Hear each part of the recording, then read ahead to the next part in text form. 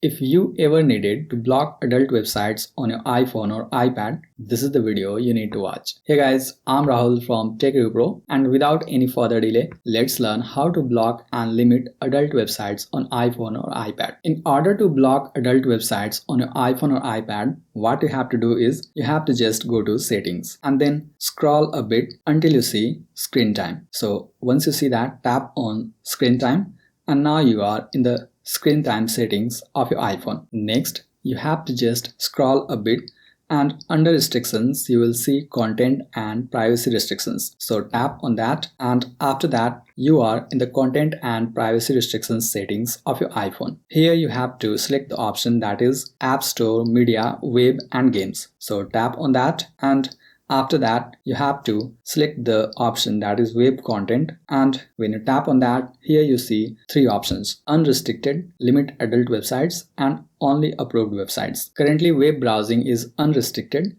so adult websites are also allowed on this iPhone. But since we want to block adult websites, so we have to select the option that is limit adult websites. And after that, all adult websites will be blocked on this iPhone, and no one can access or browse adult websites on this iPhone. So this way, you may block adult websites on your iPhone or iPad.